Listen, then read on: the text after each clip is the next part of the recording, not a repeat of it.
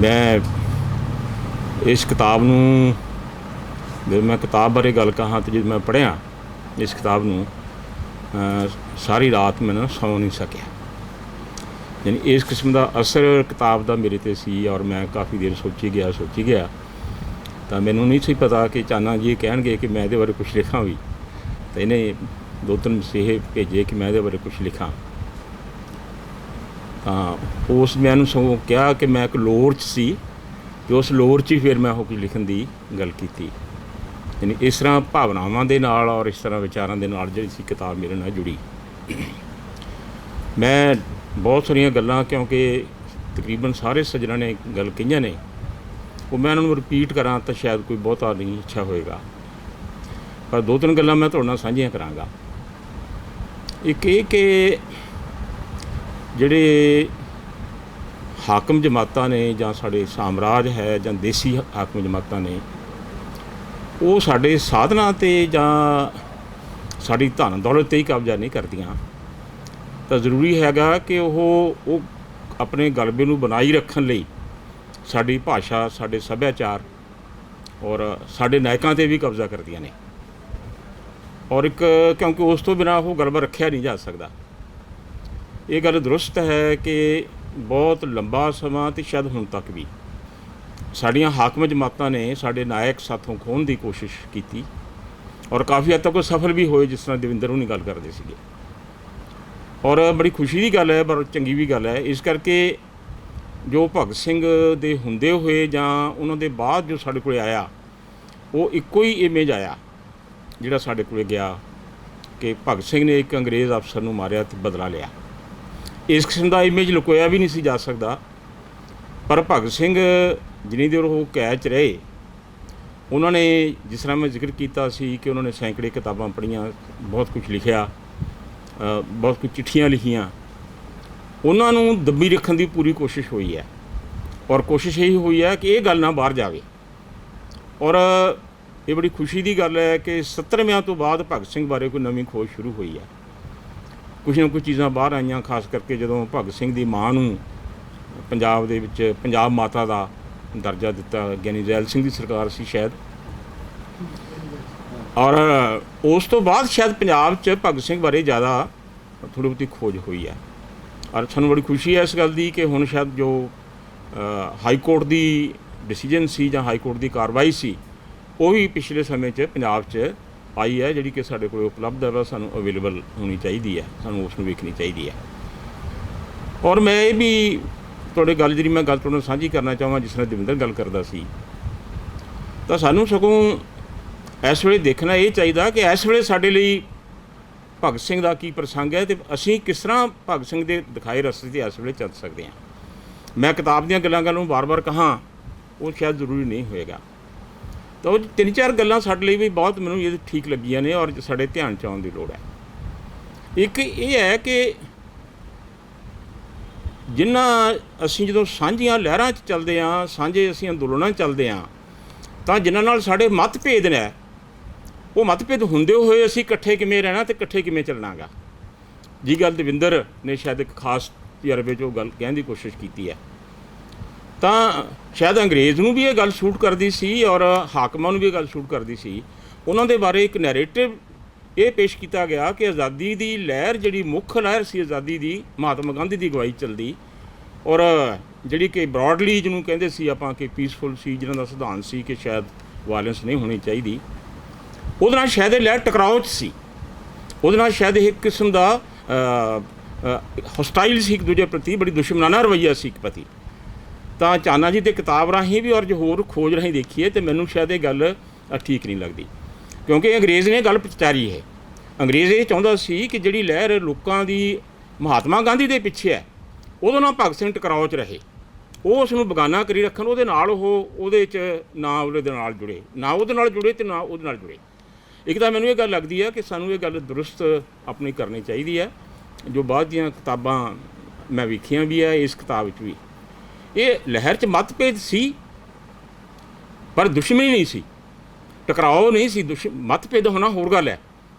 और जो एक दूजे नाल इन्हां लहरां दा एक किस्म का लैन देन सी, कोआपरेशन सी, जिस तरह जिक्र चाना जी ने भी किया गा ਕਿ ਫਸਟ ਕਰੋ ਬੜੀ ਵੱਡੀ ਪੱਧਰ 'ਤੇ ਫੰਡਿੰਗ ਜਿਹੜੀ ਸੀ ਇਸ ਲਹਿਰ ਦੀ, ਭਗਤ ਸਿੰਘ ਦੀ ਲਹਿਰ, ਉਹ ਫੰਡਿੰਗ ਵਿੱਚ ਕਾਂਗਰਸ ਦੇ ਸਾਧਨਾਂ ਤੋਂ ਫੰਡਿੰਗ ਹੁੰਦੀ ਰਹੀ। ਮੋਤੀ ਲਾਲ ਨਹਿਰੂ ਨੇ ਫੰਡਿੰਗ ਕੀਤੀ, ਔਰ ਜਦੋਂ ਇਹ ਜੇਲ੍ਹ 'ਚ ਵਰਤ ਰੱਖੀ ਬੈਠੇ ਸੀ ਤੇ ਡਿਫੈਂਸ ਕਮੇਟੀਆਂ ਕਾਂਗਰਸ ਨੇ ਬਣਾਈਆਂ। ਜਿਹੜੀ ਪੰਜਾਬ ਦੀ ਕਾਂਗਰਸ ਸੀ ਉਹਦੇ ਲੀਡਰ ਜਿਹੜੇ ਸੀ ਉਹ ਡਿਫੈਂਸ ਕਮੇਟੀਆਂ ਜਿਹੜੀਆਂ ਸੀ ਉਹ ਚਲਾ ਰਹੇ ਸੀਗੇ। ਔਰ ਕਿਸ ਤਰ੍ਹਾਂ ਇਸ ਤਰ੍ਹਾਂ ਭਗਤ ਸਿੰਘ ਹੋਰਾਂ ਦੀ ਲਹਿਰ ਵੀ ਕਾਂਗਰਸ ਲਹਿਰ ਨੂੰ ਪ੍ਰਭਾਵਿਤ ਕਰ ਰਹੀ ਸੀ। ਅਤੇ ਸ਼ਾਇਦ ਮੈਂ ਇਹ ਲੱਗਦਾ ਜੇ ਆਪਾਂ ਪੜ੍ਹ ਕੇ ਵੇਖੀਏ ਕਿ ਫਕਰ ਜਿਹੜਾ ਸਮਾਜਵਾਦ ਦਾ ਉਹਦੇ 'ਚ ਦਾ ਜ਼ੋਰ ਕਾਂਗਰਸ ਦੇ ਵਿੱਚ ਖੱਬੇ ਪੱਖੀਆਂ 'ਚ ਆ ਰਿਹਾ ਸੀ, ਜਾਂ ਜੋ 1931 'ਚ ਜਾ ਕੇ ਉਹਨਾਂ ਨੇ ਇੱਕ ਉੱਥੇ ਮਤਾਪੂਰਨ ਸਾਮਰਾਜ ਦਾ ਕੀਤਾ, ਅਤੇ ਜਾਂ ਬਾਅਦ 'ਚ ਜਿਹੜਾ ਫਸਕੋ ਕਰਾਚੀ ਰੈਜ਼ੋਲੂਸ਼ਨ ਅਡੋਪਟ ਕੀਤਾ ਕਿ ਅਸੀਂ ਇਹਦਾ ਦੇਣਾ ਕੀ ਹੈ ਆਜ਼ਾਦੀ ਦੇ ਬਾਅਦ, ਵਾਟ ਆਫਟਰ ਆਜ਼ਾਦੀ। ਕੁਝ ਜਿਹੜੇ ਸੋਸ਼ਲ ਰਾਈਟਸ ਹੈ, ਇਕਨੋਮਿਕ ਰਾਈਟਸ ਹੈ, ਪੋਲੀਟੀਕਲ ਰਾਈਟਸ ਹੈ, ਇਹ ਬਹੁਤ ਵੱਡਾ ਪ੍ਰਭਾਵ ਭਗਤ ਸਿੰਘ ਹੋਰਾਂ ਦੀ ਲਹਿਰ ਦਾ ਸੀ ਕਾਂਗਰਸ ਦੇ ਉੱਪਰ। ਸੋ ਇਸ ਤਰ੍ਹਾਂ ਜਿਹੜੀਆਂ ਦੋਨੇ ਲਹਿਰਾਂ ਸੀ ਇੱਕ ਦੂਜੇ ਨੂੰ ਪ੍ਰਭਾਵਿਤ ਵੀ ਕਰ ਰਹੀਆਂ ਸੀ, ਇੱਕ ਦੂਜੇ ਨਾਲ ਲੈਣ ਦੇਣ ਵੀ ਕਰ ਰਹੀਆਂ ਸੀ। ਔਰ ਸ਼ਾਇਦ ਮੈਂ ਇਸ 'ਚ ਜ਼ਿਕਰ ਹੈ ਕਿ ਨਹੀਂ, ਕਿਤੇ ਮੈਂ ਹੋਰ ਕਿਤਾਬ 'ਚ ਵੇਖ ਰਿਹਾ ਸੀ ਔਰ ਆਪਣੇ ਇਸ ਨੂੰ ਕਿ ਮੋਤੀ ਲਾਲ ਨਹਿਰੂ ਉਹ ਵੀ ਇਸ ਨੂੰ ਫੰਡਿੰਗ ਕਰਦੇ ਰਹੇ ਅਤੇ ਇਸ ਨੂੰ ਸਪੋਰਟ ਕਰਦੇ ਰਹੇ। ਔਰ ਇਹ ਵੀ ਇੱਕ ਕਿਤਾਬ 'ਚ ਪਿੱਛੇ ਸ਼ਾਇਦ ਗੁਰਦੇਵ ਸਿੰਘ ਸਿੱਧੂ ਦੀ ਕਿਤਾਬ 'ਚ ਮੈਂ ਵੇਖਿਆ, ਉਹਦੇ 'ਚ ਉਹਨੇ ਜ਼ਿਕਰ ਕੀਤਾ ਹੈਗਾ ਕਿ ਜਿਹੜੇ ਬਿਆਨ ਭਗਤ ਸਿੰਘ ਦੇ ਆਪਾਂ ਜ਼ਿਕਰ ਕਰਦੇ ਹਾਂ, ਇਹ ਬਿਆਨ ਫਰਜ਼ ਕਰੋ ਇਹ ਮੁਕੱਦਮਾ ਤਾਂ ਆਸਿਫ ਅਲੀ ਵਕੀਲ ਲੜ ਰਿਹਾ ਸੀ ਜਿਹੜਾ ਕਾਂਗਰਸ ਦੇ ਨਾਲ ਸੀ, ਆਸਿਫ ਅਲੀ ਮੁਕੱਦਮਾ ਲੜ ਰਿਹਾ ਸੀ। ਔਰ ਜਿਹੜੇ ਵਕੀਲ ਉੱਥੇ ਉਹਦੇ ਬਿਆਨ ਫਾਈਲ ਕਰ ਰਹੇ ਸੀ, ਉਹਦੀ ਅਕਸਰ ਇਹ ਕੁਛ ਇਹ ਗੱਲਾਂ ਆ ਰਹੀਆਂ ਨਾ ਕਿ ਸ਼ਾਇਦ ਇਹ ਬੈਠੇ ਵੀ ਮੋਤੀ ਲਾਲ ਨਹਿਰੂ ਕੁਛ ਕਰਦਾ ਸੀ ਕਿ ਲੀਗਲ ਐਂਗਲ ਤੋਂ ਕਿਹੜੀ ਗੱਲ ਪਾਉਣੀ ਚਾਹੀਦੀ ਹੈ ਅਤੇ ਕਿਹੜੀ ਗੱਲ ਨਹੀਂ ਪਾਉਣੀ ਚਾਹੀਦੀ। ਤਾਂ ਇਸ ਤਰ੍ਹਾਂ ਇਸ ਕਰਕੇ ਜਿਹੜਾ ਇਹ ਇੱਕ ਬੜਾ ਵੱਡਾ ਪ੍ਰਚਾਰ ਇਹ ਸੀ ਕਿ ਇਹ ਲਹਿਰਾਂ ਸਿਰਫ ਟਕਰਾਉਂਦੀਆਂ ਸੀ। ਜਿਸ ਤਰ੍ਹਾਂ ਹੁਣ ਚਮਨ ਨਾਲ ਗੱਲ ਕਰ ਰਿਹਾ ਸੀਗਾ, ਇਸ ਨੂੰ ਗੱਲ ਕਹੀ ਹੈ ਇੱਕ ਕਿ ਵੀ ਜੀ ਇਹ ਜੀ ਉਹਨੂੰ ਛੁਡਾਇਆ ਨਹੀਂ, ਉਹਨੂੰ ਛੱਡਿਆ ਨਹੀਂ, ਜਾਂ ਉਹਨੂੰ ਛੁਡਾਇਆ ਨਹੀਂ ਹੈਗਾ, ਉਸ ਨੂੰ ਵੀ ਅਸੀਂ ਬਹੁਤ ਵੱਡੇ ਤੌਰ 'ਤੇ ਪੰਜਾਬ ਦੇ ਨੌਜਵਾਨਾਂ 'ਚ ਅਤੇ ਹੋਰਾਂ 'ਚ ਅਸੀਂ ਲੈਂਦੇ ਹਾਂ। ਮੈਂ ਵੇਖਿਆ ਜੇ ਅਸੀਂ ਸੋਰਸ 'ਤੇ ਜਾਈਏ ਵੀ ਅਸੀਂ ਉਸ ਗੱਲ ਨੂੰ ਭੁੱਲੀਏ ਨਾ ਕਦੇ ਵੀ ਇਸ ਨੂੰ। ਹਾਲਾਂਕਿ ਕਿਹਾ ਗਿਆ ਵੀ ਉਹਨਾਂ ਨੇ ਮਹਾਤਮਾ ਗਾਂਧੀ ਨੇ ਉੱਥੇ ਗੱਲ ਕਹੀ ਹੈ ਮਤਲਬ ਇਰਵਨ ਨੂੰ, ਤਾਂ ਉਹਨੂੰ ਕਿਸੇ ਹੱਦ ਤੱਕ ਹੰਗਾਰਾ ਵੀ ਭਰਿਆ, ਅਤੇ ਜਿਹੜਾ ਕਿ ਸ਼ਾਇਦ ਮੁੜ ਕੇ ਇੱਕ ਖੋਜ ਕਹਿ ਰਹੀ ਹੈ ਕਿ ਜਿਹੜੀ ਪੰਜਾਬ ਦੀ ਐਡਮਿਨਿਸਟ੍ਰੇਸ਼ਨ ਸੀ ਉਸ ਵੇਲੇ ਦੇ ਅਫਸਰ ਜਿਨ੍ਹਾਂ ਦੇ ਜਿਹੜੇ ਭਗਤ ਸਿੰਘ ਦੇ ਸੀ, ਅਤੇ ਉਹਨਾਂ ਨੇ ਡਟ ਕੇ ਵਿਰੋਧ ਕੀਤਾ ਇਸ ਗੱਲ ਦਾ ਕਿ ਇਹਨੂੰ ਕਿਸੇ ਕਿਸਮ ਦੀ ਕਲੀਮੈਂਸੀ ਨਹੀਂ ਮਿਲਣੀ ਚਾਹੀਦੀ। ਪਰ ਇੱਕ ਦੂਸਰੀ ਗੱਲ ਮੈਂ ਕਹਿਣਾ ਚਾਹੁੰਦਾ ਕਿ ਸਾਨੂੰ ਇਹ ਗਾਂਧੀ ਦਾ ਮਸਲਾ ਹੀ ਨਹੀਂ ਹੈਗਾ ਕਿ ਜਨਰਲ ਜਿਹੜੇ ਸਮਾਜਵਾਦੀ ਆਗੂ ਹੈ, ਜਿਹੜੇ ਕਿ ਇੱਕ ਗਾਂਹ ਵਾਲੇ ਜਿਹਨੂੰ ਕਹਿੰਦੇ ਆ ਸੋਸ਼ਲ ਚੇਂਜ ਦੇ ਆਗੂ ਹੈ, ਉਹਨਾਂ ਪ੍ਰਤੀ ਸਾਮਰਾਜ ਦਾ ਰਵੱਈਆ ਕੀ ਹੈ। ਆਪਾਂ ਭੁੱਲ ਕਿਉਂ ਜਾਂਦੇ ਹਾਂ ਕਿ ਜੇ ਗਾਂਧੀ ਕਹਿ ਦਿੰਦਾ ਫਿਰ ਛੱਡ ਦਿੰਦੇ ਹੋ, ਜੇ ਹੋਰ ਜ਼ੋਰ ਦੀ ਵੀ ਕਹਿ ਦਿੰਦਾ ਤਾਂ ਛੱਡ ਜਾਂਦੇ, ਜਾਂ ਉਹ ਵਾਕਆਊਟ ਕਰ ਜਾਂਦਾ ਫਿਰ ਛੱਡ ਦਿੰਦੇ ਹੋ। ਤਾਂ ਆਪਣੀ ਜ਼ਿੰਦਗੀ 'ਚ ਆਪਾਂ ਨੂੰ ਸਬਕ ਸਿੱਖਣੇ ਚਾਹੀਦੇ ਆ। 1971 ਵਿੱਚ ਆਪਣੇ ਬੰਗਲਾਦੇਸ਼ ਦੀ ਲਹਿਰ ਹੋ ਕੇ ਹਟੀ ਆ, ਤਾਂ ਤੁਸੀਂ ਆਪਾਂ ਭੁੱਲ ਕਿਉਂ ਜਾਂਦੇ ਆ ਕਿ ਜਿਹੜੇ ਉਸ ਬੰਗਲਾਦੇਸ਼ ਦੇ ਲਹਿਰ ਦੇ ਅਗਾਂਹਵਧੂ ਆਗੂ ਸੀ, ਜਿਹੜੇ ਕਿ ਪ੍ਰੋਗਰੈਸਿਵ ਆਗੂ ਸੀ, ਤਾਜੁਦੀਨ ਅਹਿਮਦ ਵਗੈਰਾ, ਉਹਨਾਂ ਸਾਰਿਆਂ ਦਾ ਜੇਲ੍ਹ 'ਚ ਹੀ ਕਤਲ ਕਰਾਇਆ ਗਾ। ਜਿਹੜੇ ਕਿ ਅਮਰੀਕਨ ਪੱਖੀ ਫੌਜੀ ਸੀ, ਉਹ ਜੇਲ੍ਹ 'ਚੋਂ ਲੀਡਰਸ਼ਿਪ ਕਤਲ ਕਰਾਈ ਹੈ ਤਾਂ ਕਿ ਜੇ ਮੁੜ ਕੇ ਇਹ ਮੁਲਕ ਹਵਾਲੇ ਵੀ ਇਹਨਾਂ ਨੂੰ ਕਰਨਾ ਪੈ ਜੇ ਅਤੇ ਇਹਨਾਂ ਕੋਲੇ ਨਾ ਜਾਵੇ। ਹੋਰ ਕਿਸਮ ਦੇ ਲੋਕ ਹੈ, ਅਲੈਂਡੇ ਕਿਸ ਤਰ੍ਹਾਂ ਮਰਵਾਇਆ ਜਿਹੜੀਆਂ ਸਾਮਰਾਜੀ ਲਹਿਰਾਂ ਨੇ। ਅਤੇ ਉਹ ਜਿੰਨੀਆਂ ਕਿਉਂਕਿ ਜਿਹੜੇ ਅੰਗਰੇਜ਼ ਸੀ ਉਸ ਵੇਲੇ ਉਹ ਇਕੱਲੀ ਭਗਤ ਸਿੰਘ ਜਾਂ ਹਿੰਦੁਸਤਾਨ ਦੀ ਆਜ਼ਾਦੀ ਦੇ ਖਿਲਾਫ ਨਹੀਂ ਸੀ ਲੜ ਰਹੇ, ਉਹ ਅੰਤਰਰਾਸ਼ਟਰੀ ਤੌਰ 'ਤੇ ਰੂਸ ਔਰ ਰੂਸੀ ਇਨਕਲਾਬ ਦੇ ਜੋ ਟੀਚੇ ਹੈ ਉਹਦੇ ਖਿਲਾਫ ਉਹ ਇਨਫੈਕਟ ਵੀ ਲੜ ਰਹੇ ਸੀ। ਇਸ ਕਰਕੇ ਜਿਹੜਾ ਬੰਦਾ ਵੀ ਉਹਨਾਂ ਨੂੰ ਲੱਗਦਾ ਸੀ ਵੀ ਇਸ ਕਿਸਮ ਦੀ ਗੱਲ ਹੈ ਅਤੇ ਉਹਦੇ ਨਾਲ ਉਹ ਉਹ ਲੜਦੇ ਸੀ। ਸਾਨੂੰ ਇਸ ਕਰਕੇ ਜਿਹੜੇ ਉਹਨਾਂ ਦੇ ਕੰਸਟਰਕਟ ਹੈ ਜੋ ਸਾਡੇ ਮਨ 'ਚ ਬਣੇ ਹੋਏ, ਉਹ ਸਾਨੂੰ ਡੀਕੋਡ ਕਰਨੇ ਚਾਹੀਦੀ ਹੈ, ਸਾਨੂੰ ਰੀਵਿਜ਼ਿਟ ਕਰਨੀ ਚਾਹੀਦੀ ਹੈ। ਔਰ ਇੱਕ ਗੱਲ ਮੈਂ ਜਿਵੇਂ ਤੁਹਾਡੇ ਧਿਆਨ 'ਚ ਲਿਆਵਾਂ ਗੱਲ ਇਹ ਕਿ ਕੀ ਮਤਭੇਦ ਹੁੰਦੇ ਹੋਏ ਅਸੀਂ ਇਕੱਠੇ ਚੱਲ ਵੀ ਸਕਦੇ ਹਾਂ ਕਿ ਨਹੀਂ ਚੱਲ ਸਕਦੇ, ਕਿ ਜਾਂ ਅਸੀਂ ਉਦੋਂ ਇਕੱਠੇ ਚੱਲ ਸਕਦੇ ਜੋ ਸਾਡੀ 100% ਸਹਿਮਤੀ ਹੋਵੇ। 100% ਤਾਂ ਇੱਥੇ ਬੈਠੇ ਹਾਂ ਅਸੀਂ ਸਾਰੇ ਇਕੱਠੇ ਪਲੇਟਫਾਰਮ 'ਤੇ ਬੈਠੇ ਹਾਂ, ਸਾਡੇ ਵਿੱਚ ਵੀ ਸਹਿਮਤੀ ਨਹੀਂ ਹੈ। ਮੈਂ ਅਤੇ ਕੁਲਦੀਪ ਦਵਿੰਦਰ ਹੁਣੀਆਂ ਅਸੀਂ ਬਹੁਤ ਸਾਰੇ ਇਕੱਠੇ ਕੰਮ ਕਰਦੇ ਹਾਂ, ਸਾਡੇ ਵੀ ਕਦੇ ਸਹਿਮਤੀ ਨਹੀਂ ਕਿ ਉਹ ਅਸਹਿਮਤੀ ਹੁੰਦੇ ਹੋਏ ਅਸੀਂ ਲਹਿਰਾਂ ਨੂੰ ਇਕੱਠੇ ਕਿਵੇਂ ਚਲਾਉਣਾ ਗਾ। ਅਤੇ ਮੈਨੂੰ ਲੱਗਦਾ ਇਹਦਾ ਸਭ ਬਹੁਤ ਵੱਡਾ ਸਬਕ ਸਾਨੂੰ ਸ਼ਹੀਦ ਭਗਤ ਸਿੰਘ ਹੋਰਾਂ ਤੋਂ ਔਰ ਇਸ ਕਿਤਾਬ 'ਚੋਂ ਮਿਲਦਾ ਗਾ ਕਿ ਜਿਸ ਤਰ੍ਹਾਂ ਜ਼ਿਕਰ ਹੋਇਆ ਇਹਦੇ ਵਿੱਚ ਕਿ ਇਹ ਨਹੀਂ ਕਿ ਉਹ ਉਸ ਨੂੰ ਬਚਾਉਂਦੇ ਦੀ ਕੋਸ਼ਿਸ਼ ਕਰਦੇ ਨੇ ਲਾਲਾ ਰਾਏ ਨੂੰ, ਕਿਉਂਕਿ ਉਸ ਨੂੰ ਆਪਣਾ ਬਾਪੂ ਕਹਿੰਦੇ ਨੇ। ਇਹ ਕਿਤਾਬ ਵਿੱਚ ਵੀ ਉਹਨਾਂ ਦਾ ਜ਼ਿਕਰ ਹੈ ਕਿ ਉਹ ਪੁੱਛਿਆ ਗਿਆ, ਜਿਸ ਤਰ੍ਹਾਂ ਚਾਨੇ ਨੇ ਬਹੁਤ ਸੋਹਣੀ ਇਹ ਗੱਲ ਕਹੀ ਹੈ ਕਿ ਇਹ ਕੁਰਬਾਨੀ ਆਪਣੇ ਵਿਚਾਰਾਂ ਨਾਲ ਸਹਿਮਤ ਬੰਦੇ ਦੀ ਜਿਹੜੀ ਹੈ ਬਲੀ ਹੈ ਉਹਦਾ ਬਦਲਾ ਲੈਣ ਲਈ ਨਹੀਂ ਹੋਈ।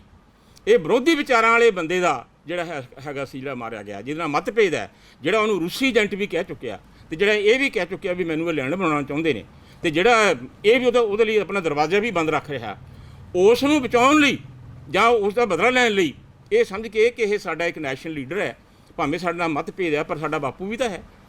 ਇਹ ਸਾਡੇ ਬਰਾਬਰ ਨੌਜਵਾਨ ਮੁੰਡੇ ਜਿਹੜੇ ਹੈ, ਜੇ ਅਸੀਂ ਕਾਹਦੇ ਮੁੰਡੇ ਆ ਜੇ ਸਾਡੇ ਸਾਹਮਣੇ ਸਾਡੇ ਬਾਪੂ ਨੂੰ ਕੋਈ ਇਸ ਤਰ੍ਹਾਂ ਮਾਰੇ। ਤਾਂ ਜਿਹੜੀ ਉਹਦੀ ਭਾਵਨਾ ਕੀ ਹੈ? ਸੋ ਭਾਵਨਾ ਇਹ ਨਹੀਂ ਕਿ ਜੇ ਮੈਂ ਕਹਾਂ ਵੀ ਕਿਉਂਕਿ ਮੇਰਾ ਮਤਭੇਦ ਹੈ ਲਾਜਪਤ ਰਾਏ ਨਾਲ, ਇਹ ਨਹੀਂ ਹੈ ਕਿ ਮੇਰਾ ਨਾਲ ਵੱਖਰਾਪਣ ਹੈ, ਇਹ ਨਹੀਂ ਕਿ ਮੇਰਾ ਗਾਂਧੀ ਨਾਲ ਨਹੀਂ ਬਣਦੀ, ਇਹ ਨਹੀਂ ਕਿ ਮੇਰੀ ਨਹਿਰੂ ਨਾਲ ਨਹੀਂ ਬਣਦੀ, ਇਸ ਕਰਕੇ ਮੈਂ ਉਹ ਸਾਰੀ ਲਹਿਰ ਦਾ ਦੁਸ਼ਮਣ ਹੈ ਜਾਂ ਉਹ ਲਹਿਰ ਮੇਰੀ ਦੁਸ਼ਮਣ ਹੈ।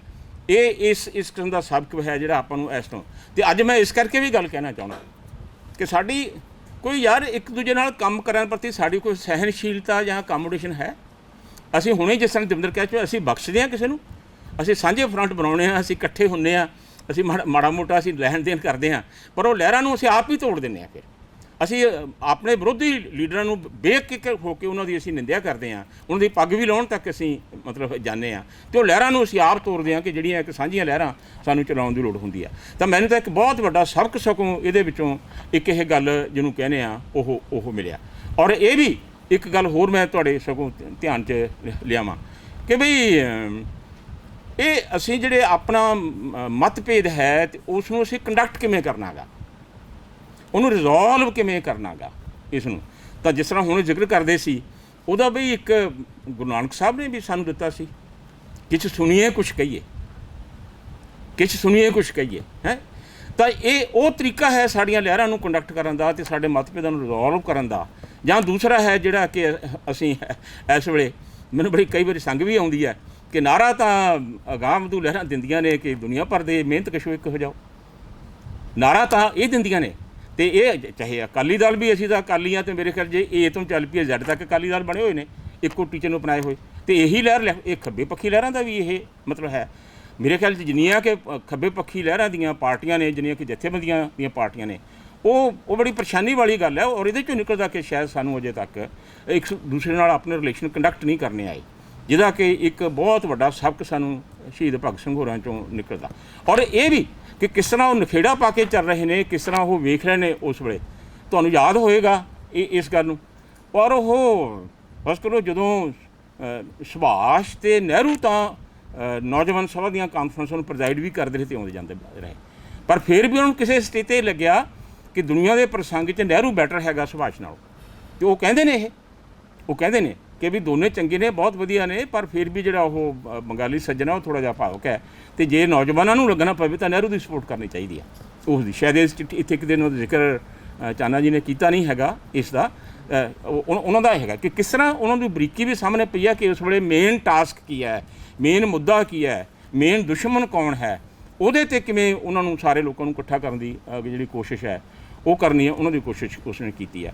ਇੱਕ ਇਹ ਬਈ ਮੈਨੂੰ ਲੱਗਦਾ ਕਿ ਸਾਨੂੰ ਮਿੱਥ ਤੋੜਨਾ ਚਾਹੀਦਾ ਅੰਦਰੋਂ ਕਿ ਇਨਕਲਾਬੀ ਹੋਣ ਦਾ ਮਤਲਬ ਹੈ, ਇਹਨੂੰ ਕਹਿੰਦੇ ਆ ਵੀ ਰੁੱਖਾ ਹੋਣਾ।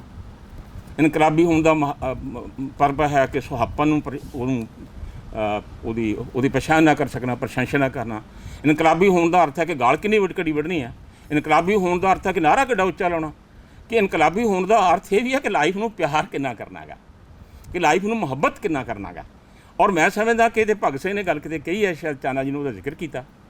ਉਹ ਕਹਿੰਦਾ ਵੀ ਯਾਰ ਕਿਉਂਕਿ ਜਿਹੜਾ ਬੰਦਾ ਲਾਈਫ ਨੂੰ ਪਿਆਰ ਹੀ ਨਾ ਕਰਦਾ ਉਹ ਸੰਨਿਆਸੀ ਜਿਹਾ ਹੋ ਗਿਆ। ਜਿਹੜਾ ਬੰਦਾ ਜਿਹਨੂੰ ਲਾਈਫ ਚੰਗਾ ਕੁਛ ਨਹੀਂ ਲੱਗਦਾ, ਉਹ ਇੱਕ ਕਿਸਮ ਦਾ ਮੈਨੂੰ ਆਪਣੇ ਜਾਤੀ ਤੌਰ 'ਤੇ ਐਂ ਲੱਗਦਾ ਫਿਰ ਉਹਨੂੰ ਕੁਰਬਾਨ ਵੀ ਕੀ ਕੀਤਾ।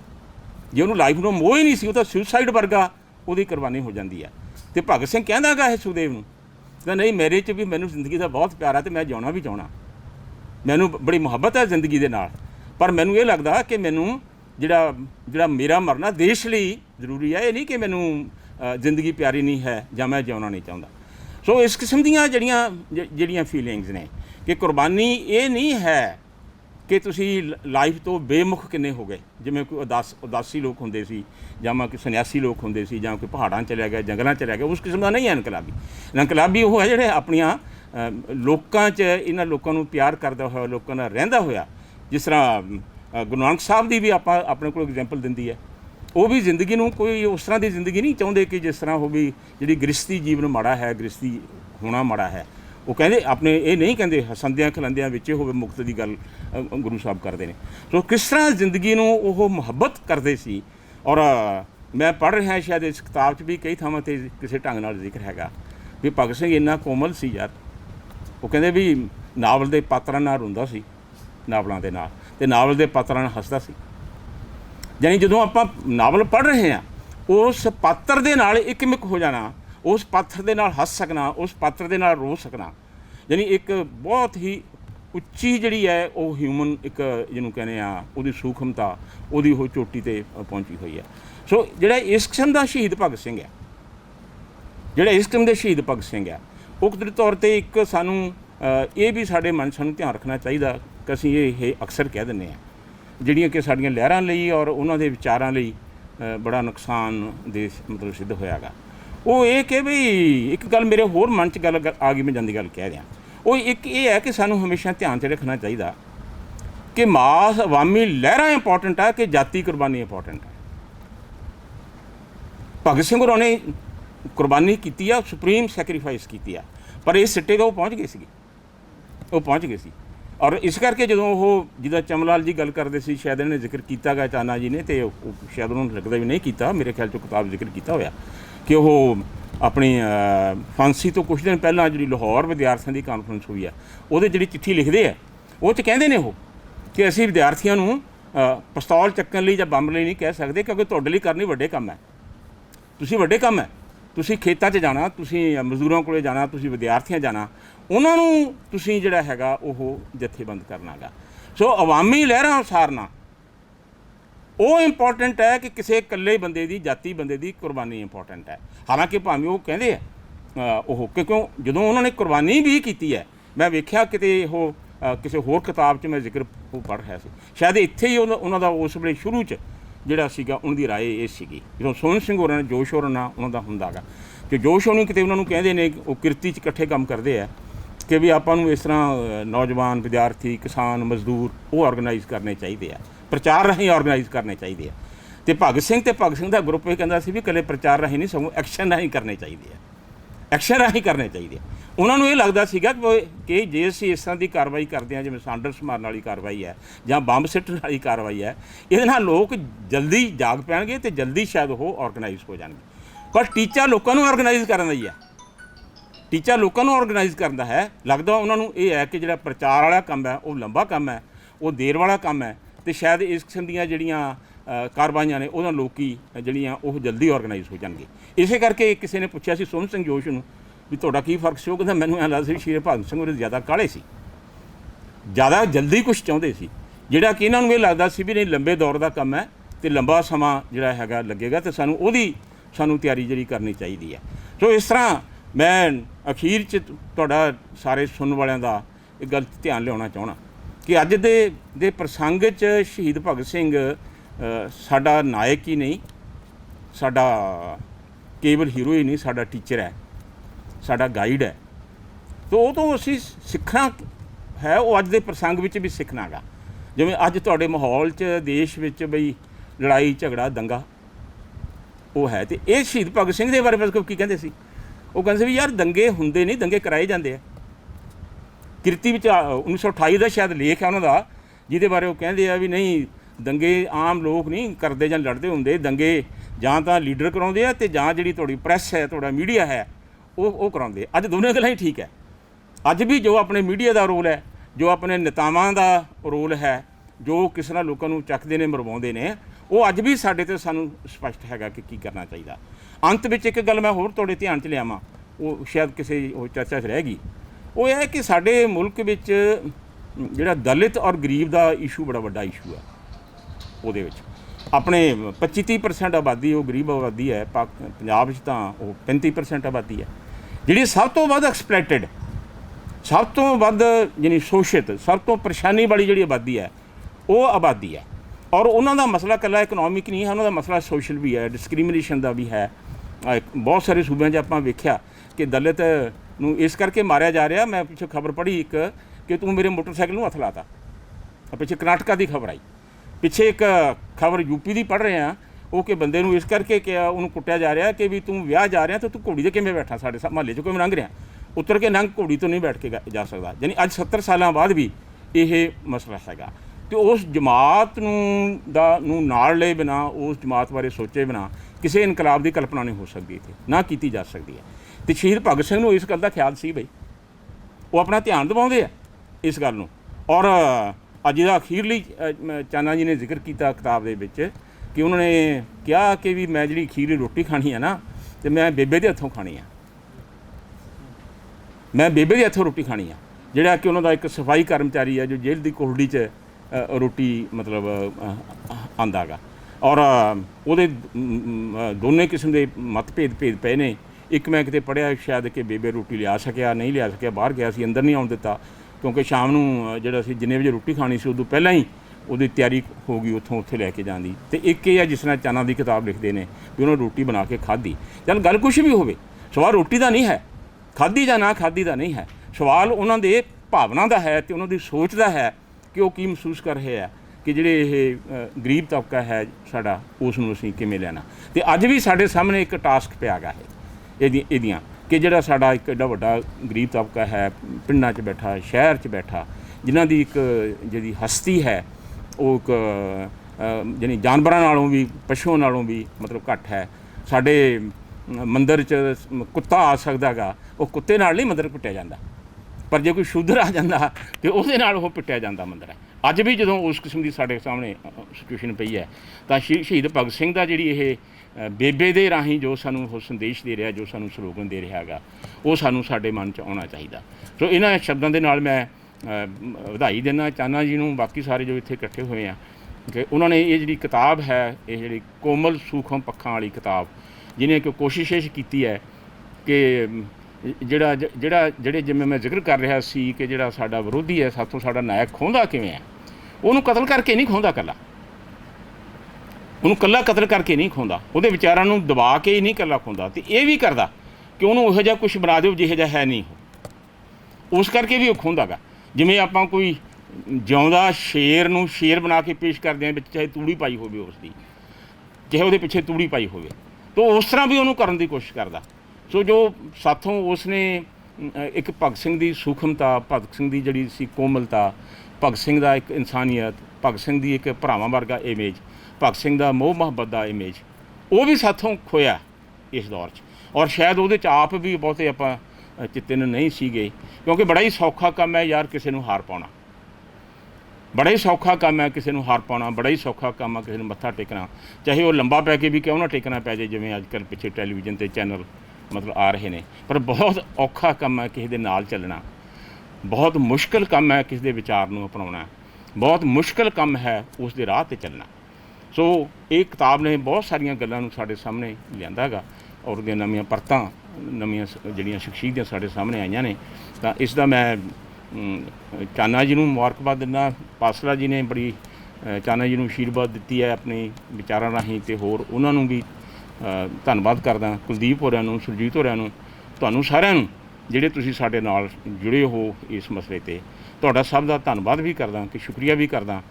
ਕਾਫੀ ਲੰਬਾ ਸਮਾਂ ਹੋ ਗਿਆ, ਅਜੇ ਵੀ ਤੁਸੀਂ ਸਾਡੇ ਨਾਲ ਜੁੜੇ ਹੋਏ ਹੋ, ਪਰ ਮੈਨੂੰ ਉਮੀਦ ਹੈ ਕਿ ਇਹ ਕਿਤਾਬ ਇੱਕ ਸਾਡੇ ਲਈ ਇੱਕ ਅੰਤ ਨਹੀਂ ਹੈ, ਇਹ ਕਿਤਾਬ ਸਾਡੇ ਲਈ ਇੱਕ ਬਿਗਨਿੰਗ ਹੈ। ਬਹੁਤ ਕੁਛ ਉਹਨਾਂ ਲਈ ਜਾਣਨ ਵਾਲਾ ਹੈ, ਅਤੇ ਬਹੁਤ ਕੁਛ ਉਹਨਾਂ ਤੋਂ ਕਰਕੇ ਸਾਡੇ ਸਿੱਖ ਕੇ ਸਾਡੇ ਕਰਨ ਵਾਲਾ ਹੈ। ਸੋ ਉਮੀਦ ਕਰਦਾ ਮੈਂ ਕਿ ਜੇ ਅਸੀਂ ਇਸ ਪਾਸੇ ਕੁਛ ਥੋੜ੍ਹਾ ਜਿਹਾ ਵੀ ਅੱਗੇ ਵੱਧ ਸਕੀਏ, ਆਪਣੇ ਸਾਰਿਆਂ ਦਾ ਅੱਜ ਇਸ ਮੌਜ 'ਚ ਬੈਠਣਾ ਜਿਹੜਾ ਹੈਗਾ, ਉਹਦਾ ਮੈਂ ਸਮਝਦਾ ਦਾ ਇੱਕ ਮੁੱਲ ਜਾਂ ਉਹਦੀ ਕੀਮਤ ਸਾਡੀ ਉੱਤਰ ਜਾਏਗੀ। ਇਹਨਾਂ ਸ਼ਬਦਾਂ ਦੇ ਨਾਲ ਮੈਂ ਇੱਕ ਵਾਰੀ ਸਾਰੇ ਤੋੜੇ ਇੱਥੇ ਜੁੜਿਆਂ ਦਾ, ਰੌਣਕੀ ਰਾਮ ਹੋਰਾਂ ਦਾ ਔਰ ਚਮਲਾਰ ਹੋਰਾਂ ਦਾ, ਮੈਂ ਇੱਕ ਛੋਟਾ ਜਿਹਾ ਇਸ ਪੱਖੋਂ ਹੋਸਟ ਵੀ ਹਾਂ ਕਿ ਇਸ ਨੂੰ ਔਰਗਨਾਈਜ਼ ਕਰਨ 'ਚ ਪੰਜਾਬ ਐਜੂਕੇਸ਼ਨਸ ਫੋਰਮ ਜਿਹੜਾ ਕਿ ਅਸੀਂ ਚਲਾ ਰਹੇ ਹਾਂ ਡਿਫਰੈਂਟ ਥਾਵਾਂ 'ਤੇ, ਡਿਫਰੈਂਟ ਟੀਚਰਸ ਨੂੰ ਲੈ ਕੇ ਐਜੂਕੇਸ਼ਨ ਪਾਲਿਸੀ ਦੇ ਪ੍ਰਸੰਗ 'ਚ, ਐਜੂਕੇਸ਼ਨ ਦੇ ਪ੍ਰਸੰਗ 'ਚ, ਵਿਚਾਰਾਂ 'ਤੇ ਚਰਚਾ ਕਰਨ ਦੇ ਪ੍ਰਸੰਗ 'ਚ, ਉਹਦੇ ਵੱਲੋਂ ਮੈਂ ਇੱਕ ਹੋਸਟ ਵੀ ਹਾਂ। ਮੈਂ ਸਾਰੇ ਥੋੜ੍ਹਾਂ ਦਾ ਇਸ ਪੱਖੋਂ ਧੰਨਵਾਦ ਵੀ ਕਰਦਾ, ਸ਼ੁਕਰੀਆ ਵੀ ਕਰਦਾ ਕਿ ਤੁਸੀਂ ਸਾਡੇ ਨਾਲ ਇਸ ਪੱਖੋਂ ਜੁੜੇ।